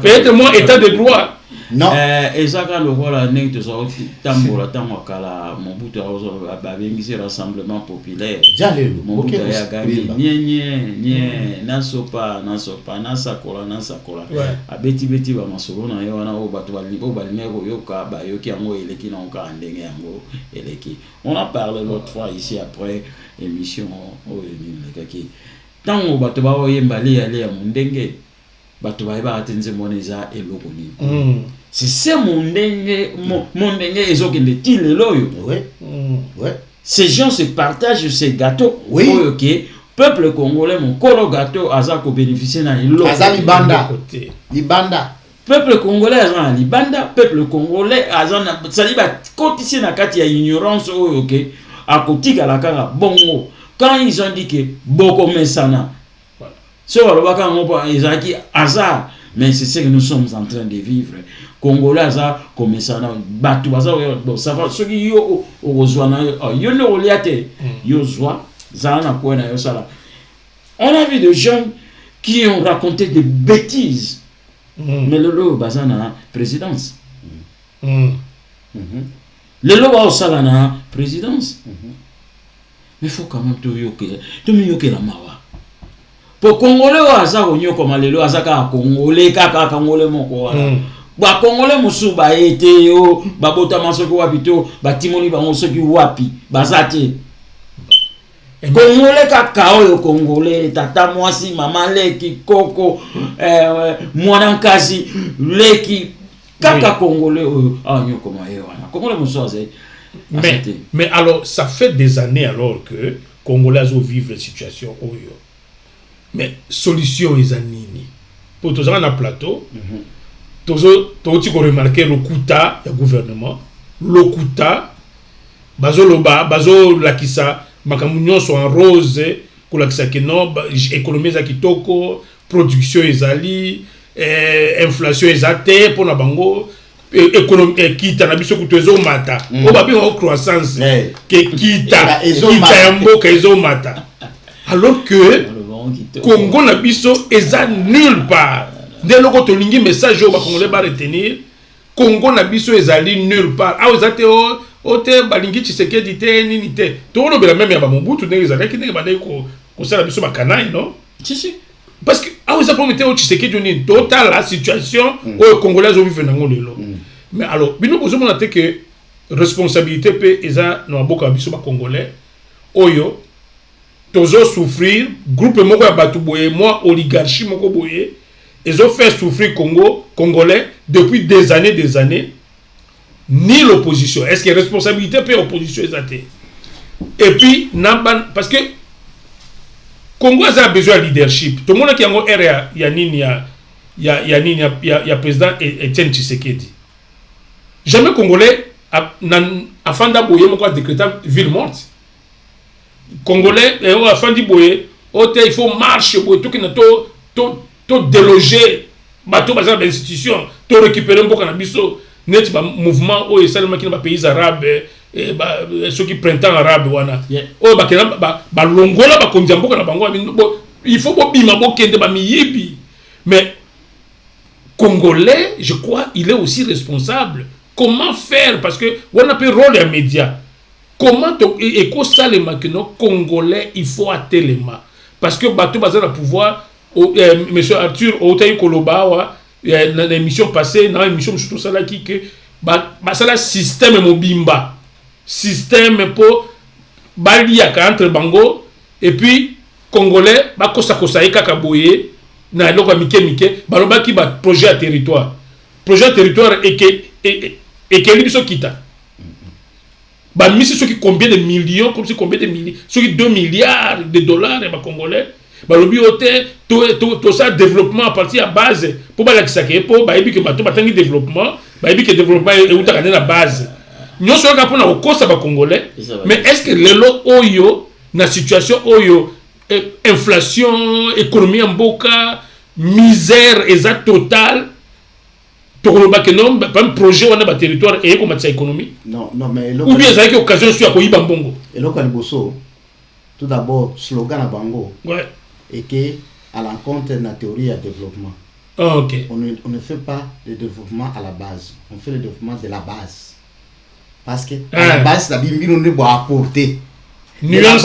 De la base, on est basalaki parce que c'est contre le principe de développement. Pour le développement, il fallait des territoires et que tous en a besoin. Il y a Kotonga. Santé de santé. C'est-à-dire qu'il a besoin et il faut où tu as la base. La base. Exactement. Et puis nous avons décidé que on fait ça par territoire 1 million. Bokotonga boye. Non. et donc tu as besoin a besoin et on a yozo batonga. Peut-être bazan a besoin de dispensaire. Peut-être bazan a besoin de ya eau potable, bâtir fontaine. Donc des principes de développement. Bango nde ba nzela bango ba yebi nzela onde e ko aider biso potolia poto la vita ya ka biloko na biso na zamba poto kota na mboka. Non, sur développement ingéloba tout le monde est à tête de développement. Alors, yo oza spécialiste était. Ya et pas ya moto yo azali na chopo même soko tu chopo alors que yende ayebi eloko nezo leka na moment on a chopo. Donc il faut koyoka ye. Yo okoyoka ye na pas na ye oyoka ye. Ah, olingi ni abike nono naza na besoin ya pont na telle place. Pour yango e ko rapporter au nini. Siko avec idée naie en tant que maintenant expert ndokoloba non peut-être avant comme na pont peut-être au sala eloko boye siko comme na idée pona orienter makanisi na yo et outil pas na yo té parce que le développement donc est une imitation de soi en soi dès qu'ils erbo alobaki et outil et pas na yo et zonge pas na yo et pas na yo parce que on doit aussi faut la bénéficier. Oui, j'étais compte dès le début na principe voilà balobaki yango très bien en français. Développement à la base. Non, il fallait le développement de la base. C'est-à-dire ils ont échoué. C'est-à-dire que outil du colo et que na base. Na base. Alors, donc et tinimba moko na expliquer les problèmes motoza nango par rapport à Oyo. Parce que tu vas d'accord réfléchir sur la solution. Oui, les solutions est ma politicien, on ne compte plus sur les politiciens congolais, c'est des voleurs, c'est des détourneurs, c'est des affameurs du peuple pour balancer le peuple pongi. Bon, qu'est-ce qu'il faut faire? Biso peuple congolais. Les solutions zanini na pensé au musée atike la biso alobi Congo et co-développer avec l'intelligence congolaise. C'est-à-dire quoi? Il faudrait ce qui aux a besoin à ça le moko ça un système de planification. Planification ngelo banini pour réunir tout d'abord ba données. Pour réunir nani nde aza nani aza capable en réunissant ces informations les Congolais sont intelligents. Les Congolais sont naïfs. Mais bazana moyenté quand ne orgashi moko ya batu bazusiko donc pouvoir nyonso bazo contrôler. Même si on a une idée pour nani mokoloni bakoyoka yo. Alors, il faudrait maintenant sur l'élément il faut arriver comme à niveau que pouvoir ezala eloko ya batute mais ezala eloko ya mboka, c'est-à-dire quoi? C'est-à-dire l'état comme awa, c'est-à-dire yo oyo aux après ministre et je dirais même que il faut tout le monde la notion na kubenga batu ba chef comme un président de la République on est on a notion chef de l'état et consort. Oui, non il faut tout le monde non les représentants du peuple ou les fonctionnaires du peuple. C'est pourquoi les pays communistes camarades camarades parce que yo nde otindaki président asala pona yo nde boss na yo. Mais yo to benga chef. C'est-à-dire directement au PC aux à dire devant lui. Tout à fait. Mais au contraire il fallait benga au chef parce que yo nde otindaki yo nde pouvoir. Alors, ce qui notion ana ekoti tokobanda parce que comme anoloba nous devons changer la mentalité. Etienne basé lit na ezalaki changement de mentalité.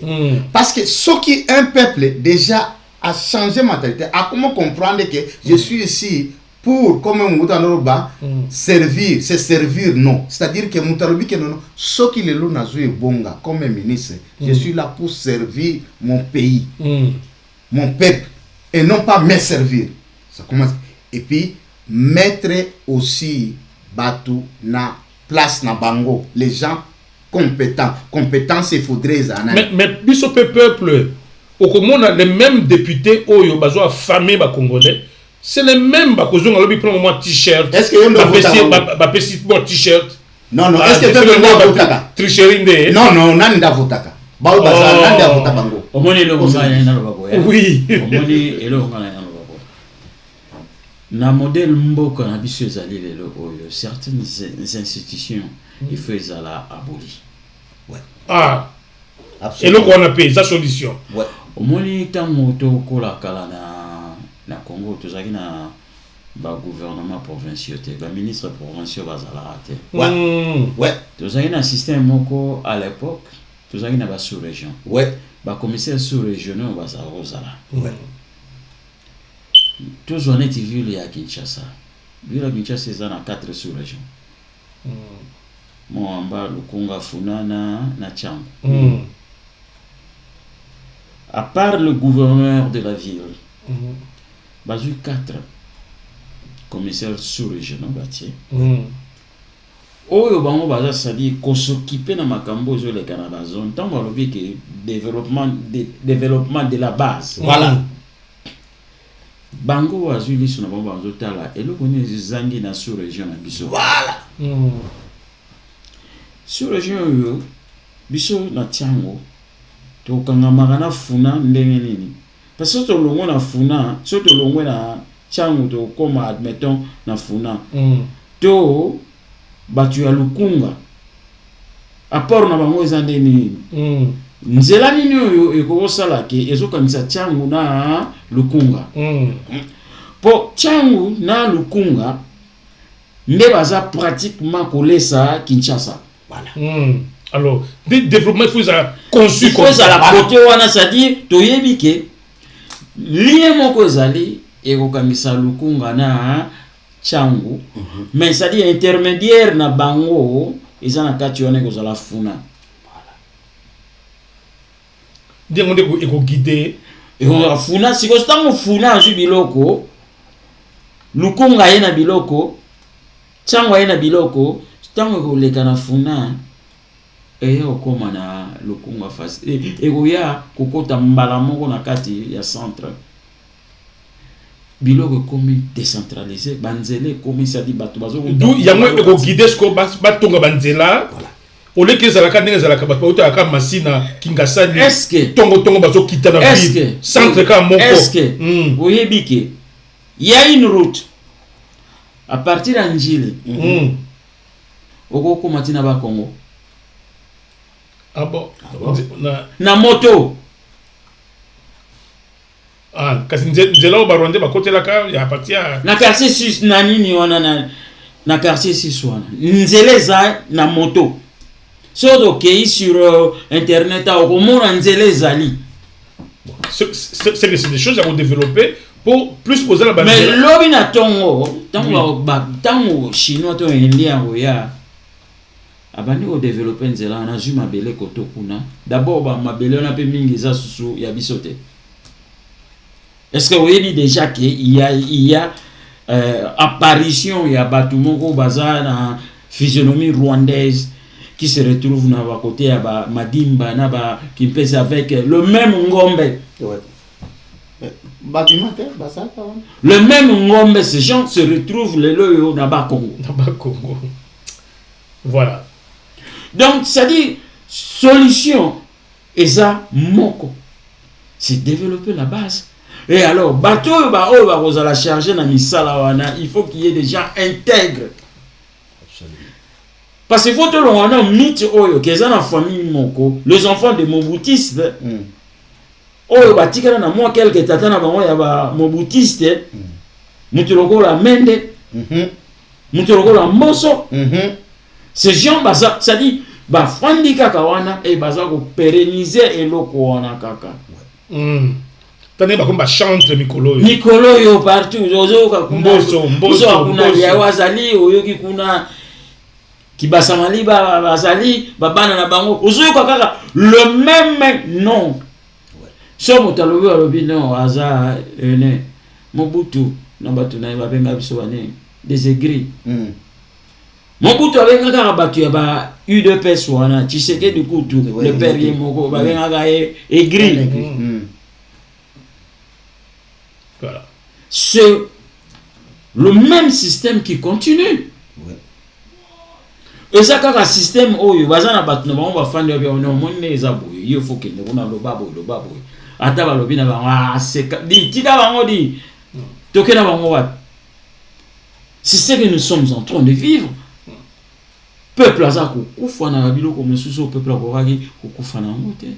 Mais encore une fois ozongil susu ya kopesa ko reconnaître pouvoir et ba dirigeant bazong sande pouvoir na base pour ba développer base. Mais biso to lingi to eba eloko nini base il faut ça eloko base il faut ça là base il faut au moins il faut pour le base à son bakolo pouvoir de base on va le baboyer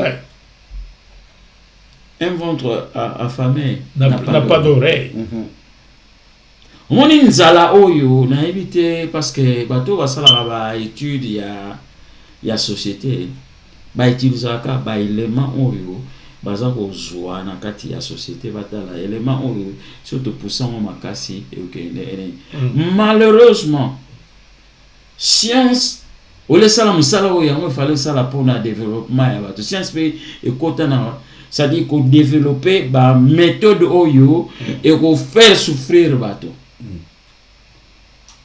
Dans beaucoup d'universités les lo oyo osomona bena montu c'est-à-dire bazui financement ba pesi étude wana yo yaki na projet yaki na mona sera bisongo wana to sala nene ba créer modèle moko oyo sala que so bato banyo kwa mi tellement ya trop babanda ko kanisa comment to nyonga bango ndenge nini pour que bazala susu na contre balo bara susu donc c'est ça la stratégie et puis stratégie congolais ça quoi dans mutambo wana ça quoi dans mutambo wana déjà banaka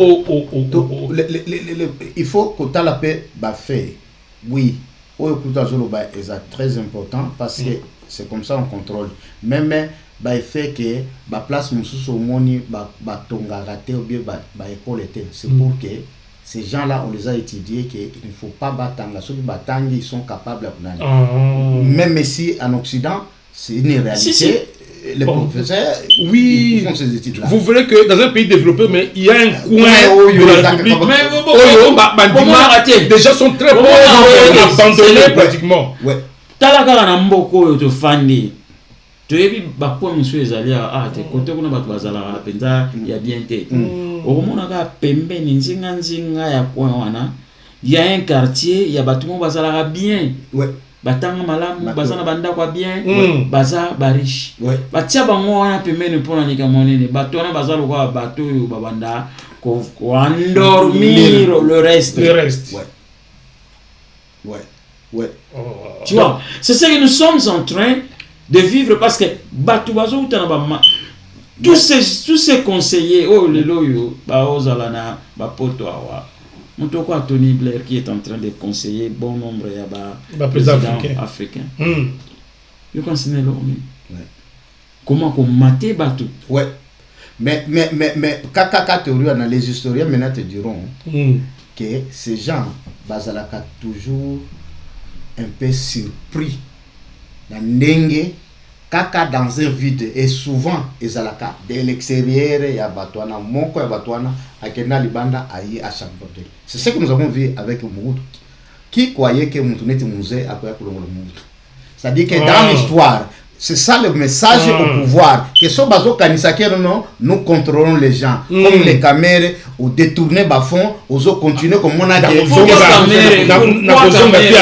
pourquoi caméra amibenga ka pacificateur pourquoi bato benga ka pacificateur parce que ayebi ba méandre nyon surtout comment manipuler babilo alors lelo oyo bato nso ba loba mais comment président tu sais que des problème aux arandé ni position à un peu des amis.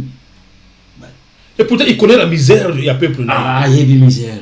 Il y a outil dans le mais à Sali Manda Mobimba sans qu'on bouge via ba Congolais. UDPCC Koufa. C'est qu'il y a un plan moko penda ya ko et fandi que non photo là ça bango pongi nde yango totioka Nicolas Kazadio oh bakumisi biso oh kitarabiso ezokola 8% kutu ba féliciter Congo ba pays nyonso se féliciter Congo ya biso ba féliciter ngo lelo na po nini omoni na banzela na nini omoni UDPS Parti socialiste hein socialisme où ils ont eu UDPS et bengama combo socialisme champagne.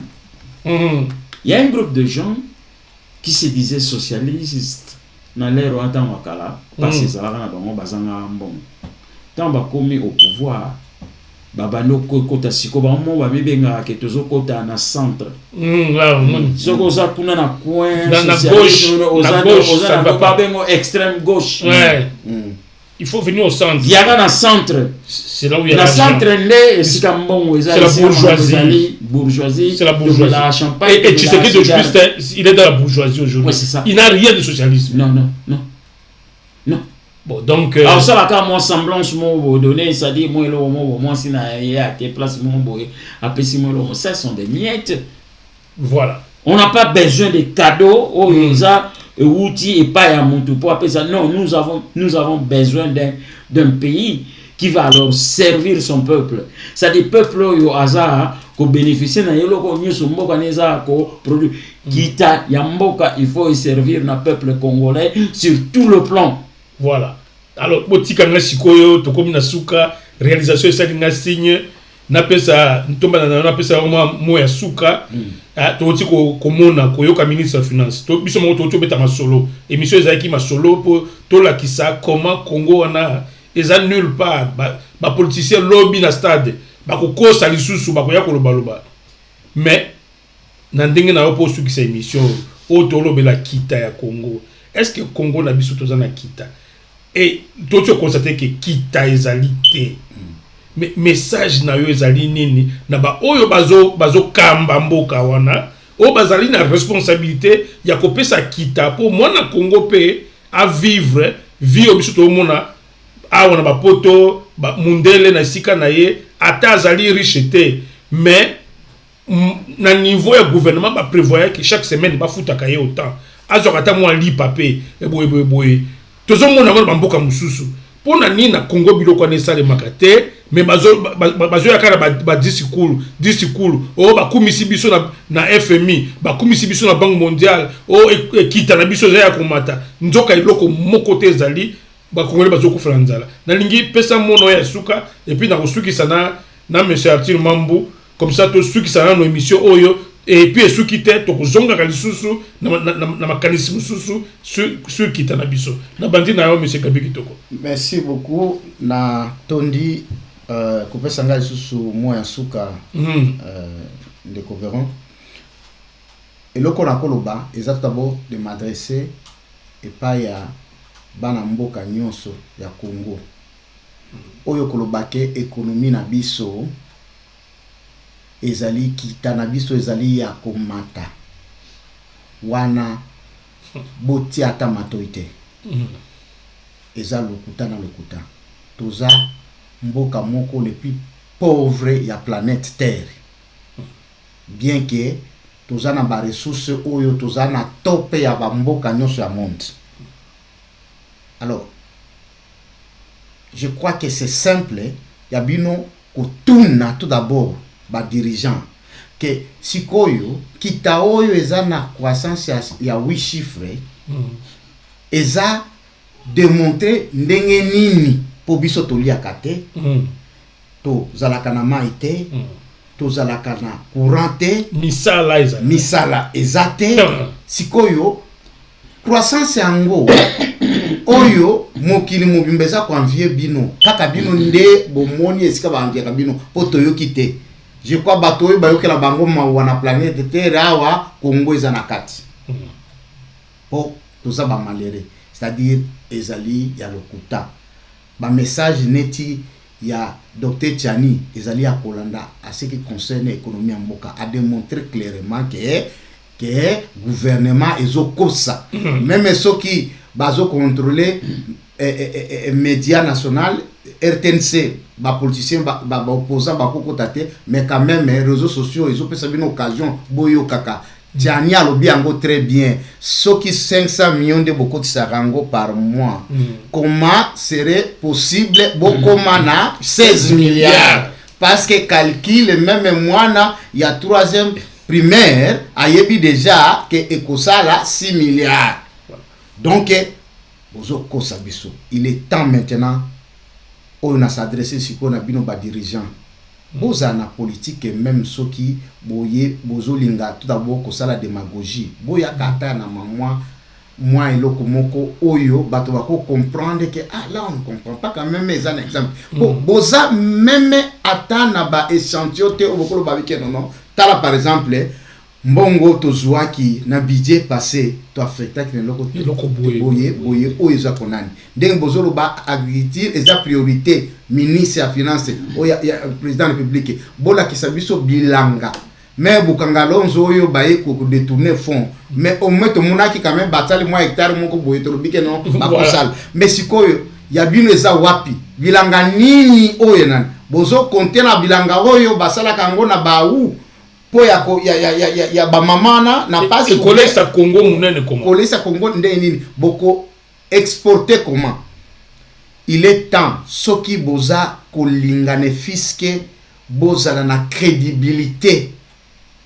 en tant que des élites, en tant que des hommes scientifiques. Bosala ne fiske ata pêche na Tanganyika, Thomson, bosomba bateau, bosomba bateau mususu botieka na fleuve Congo na biso wana, bato ba mona tambisi, bakokanisa katake non, na temps ya régime ya président Félix Toliambisi. Awa baza na reperte na ta musée malgré tozwaki bitumba toyebaki na 98 que loso nangu bezaki ebele na Kisasa mais siko bakokanisa économie yango ata bozo ganga bakokanisa na nini bopesa baoyo batuneti biso tolingate ko compter oyo nyonso régime ya Joseph Kabila esalaki parce que pour nous un fiasco mais au moins na makere na bango bato ando mona que ba sali ka mwa immeuble ba sali oyo ya ba chinois oyo zo meme na biso ba mai etondi au moins ba no mona même ba boulevard yango mais sikoyo oyo ekomi na niveau moko oyo bato bazo mona tozo s'affoncer il est temps bola muka boya na politique yako sala planning. Je crois que tozaki na temps ebelete pour ya kolakisa comment to contribuer na ba solution na sepeli na kulut atia lakisi na njili wana po biso toti na Congo mutu moko akoyeba teke nzela ezala kapatia ya njili tina ba Congo mais il n'y a que mutu aloka pour ya kolakisa que développement obino zolo ba il faut tout na base pas koye la base alobiki non na lingi na tongela bino château awa na njili akoyesa non te château te sala kenzela oyo eleka to bandozwa biloko biso moko mutu ke koleka tito koma na ba Congo olia ko kenke banzela mususu wana ya mulai pourquoi ne pas exploiter cela donc na sukisi po ya koloba ke oyo kermesse na bino boki ko sala na stade ma tir ezali kaka makelele ya pamba. Bien sûr bato bakoya parce que baza na nzala mais Joseph Kabila bino bozalaki na opposition na tawana azaki exemple bazwaki ba t-shirt na ye kaka ba t-shirt wana après kozwa mbongo bakendo ko tumbango. Il ne faut pas que cela se répète kaka na stade wana ndeto yokaki pour la première fois oyo ezaki étonnant mwana Tshisekedi bato baolola ye que il faut ye ba mandat na we esili. Alors basalela yango mandat yango ezosila soki balingi pasi ou bien soki balingi bomengo. Alors na ye et pas na yo monsieur Arthur Mambo yo pesa kola mamuke pona bana Congo par rapport à bandeko na bana Congo et puis par rapport na ba oyo bazo kamba mboka solution ezali nini lilobano ya suka proposition nini osala bandeko na bana Congo proposition nini osala bato bazo kamba mboka. Bon, et là, on a koloba ezaka boye. Vu situation où il y a passé, deux ans au Congo. Vu ndenge bandeko baza konyo koma. Na makelelo nyoso toza koyoka ke économie ya mboka ezako matana 8 chiffres. D'abord ko tutango lobina moto ezo matana 8 chiffres. Moto aza averti te a comprendre honte. So moto aweko limbola yango na mangalo eza facile pour bato baeba et aux ala moins difficile. Malheureusement, la science est comment utiliser na ba politiciens pour na pousser ba message ya démagogie. on retrouver na kati wana montement à sala statistique les a branché à mathématiques eza eloko nga na salaka muta rozo ngo kaka zo élément moko kaka na élément na moko a commission monene ayo sala o babenga ka na français extrapolation aïssa on a mola ils ont montement à qui admettons devant l'église à Sainte Marie à côté na batoana na Kinshasa tuni bango abi mais banana balinga yeso woga batu nyoso admettons 5 bazaki on a balobi bango balinga yeso oui bon ça va nazaki na Kinshasa 100% ya ba congolais na Kinshasa baza ba chrétien et pourtant c'est tout ça qui mke ya ka extrapoler Allah ka ça dit toujours en situation où congolais malgré makelele onyo surtout congolais en a passé yo za kokamba mboka ya Congo to za kulia misolo ya congolais yeba ke un jour egosila pour mandat ya l'état ici là ka OK mandat ya l'état ici là ka tikata babilembo ezala kelem so ata so okei bato bakanisa ata na yango ke no atika ka asalaka eloko boy développement ya mboka wa Kinshasa to développement ya Congo eza eloko eza senga volonté manque ya volonté bambula na bambula nous avons des éléments où il la développer na ndenge sango sala ke passion yo tozana lelo lingaki ezalate et linga ozala atamukete donc to comme on a problème ya énergie électricité ou tongo ozana ngote jamais soki ba plan ya malamu ezalaki alors batuloko baza au continuer na bango toujours ba ya komika bola gâteau oyo ezosala ki le peuple congolais aza konyokwama boyeba yango ke ekosilaka un jour mais entre temps le congolais aza kolela congolais aza kotengisa mai na miso congolais abeli azoyeba kutu te akomisunga comment akobenga ndeko awa na poto okuta pe ndeko awa na poto aza na ba problème po poto eza facilité poto eza facilité poto eza facilité nous ça dit ezalaka ba sacrifice aux anango sang oyoki passe eza kuna obimisi mbongo wana otindi yango mais entre temps zoka na sango ke bat baza oyiba lelo awa taka na rapport vite obima 65 millions de dollars le mois tous on ka tout tiango ka na espace oyo ya 4 ans oyo. C'est que 65 millions de dollars par mois. Même par mois. Au juste 65 millions de dollars, sans calculatrice, on multiplie par 12. Au sein de l'immotion, 65 millions par 10. Par 10. Au Baxika, 0, on a 65 millions. Tu vois, hein, par mois. Ça dit, au Salasiko, les 2 autres mois, au Sanissa, on est sali 12 mois. Montant au commandant, si tu veux l'équipe à 5 milliards déjà par année. Oui, il faut s'évaporer comme ça. Il faut s'évaporer comme ça. Les gens qui sont à la tête, bozo kambamboka, bozo kambango pour nani, et comme on a association à bino ya ba musique. Nous tous toyebi ba komboni nango ebima, on a c'est toujours le même nom. Congo eza ya binote, Congo eza ya biso nyonso tout. Biso nyonso to za ba un droit ya Congo. Congo eza ya binote, il y a quelques têtes baza bien, vivra très bien pour na bango. Congo ya bango même tezala bien.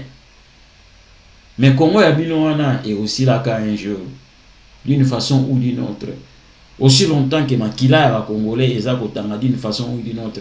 Eza ka na guerre te na nzala na pasi motakoye akei omoni moto asisa na classe asala raté.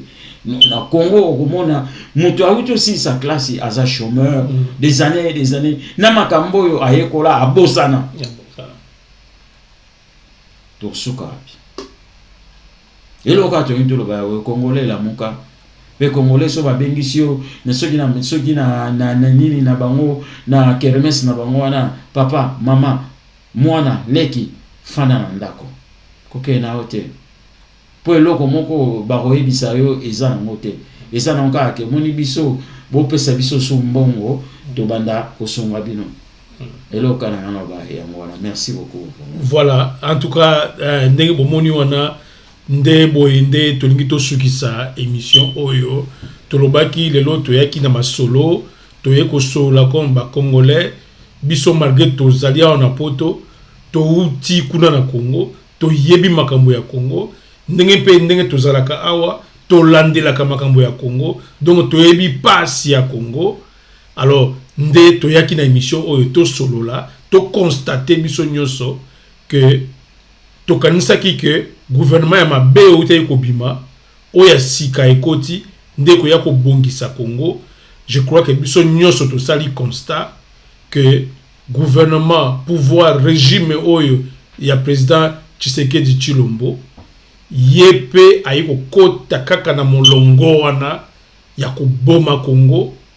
Et nde tolingi biso en tant que quatrième pouvoir, en tant que média toye koyebisa bino parce que ça devoir na biso que moi na Congo oyebi pas oza koyoka. Il faut pas que parce que ozali ndeko ya mboso aye na argument ya tribu argument ya province bino batu ya boye bolanda bino batu ya bandundu bolanda ngai mboso bino nde bozoyoka pasi mboso lelo akomi milliardaire.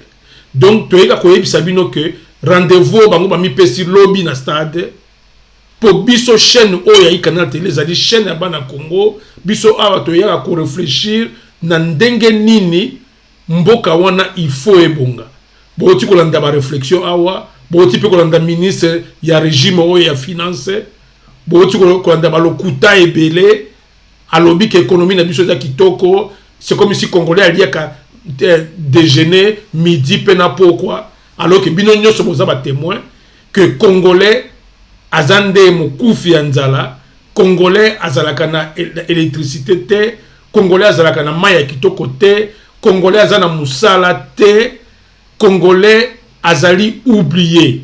Alors bo se comporter à conséquence mukolo keni na ba élection ceux qui ba tricher mais bino boye ba eloko oyo bino boke ko poser parce que c'est le seul moment oyo bino boko récupérer pouvoir na bino pour bo sanctionner bato bazana pouvoir. C'est à une seule fois de pouvoir zongelaka bakolo pouvoir de tenir bino que bozana pouvoir bo utiliser. C'est l'une des grandes solutions to yebite oyo akoko ya après o bino boko sepela naye. Mais en tout cas to monique après mandat oyo président Tshisekedi asali ezali échec ndenge to constater et échec.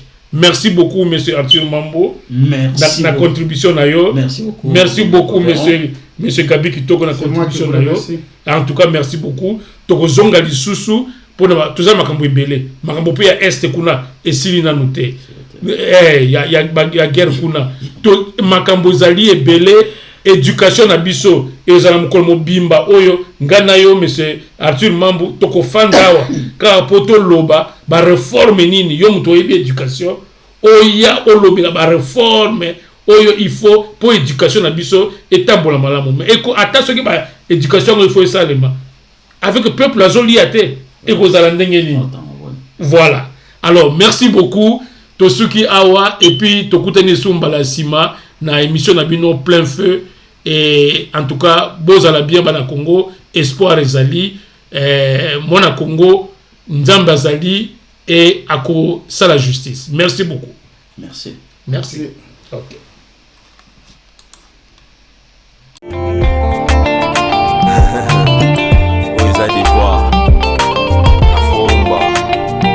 Taiga Beach, Yoka. Olindini, Daliki Canal Télé. Natala Canal Télé, Brody. Daliki Canal Télé. Daliki Canal Télé, Brody. Daliki Canal Télé. Natala Canal Télé, Brody.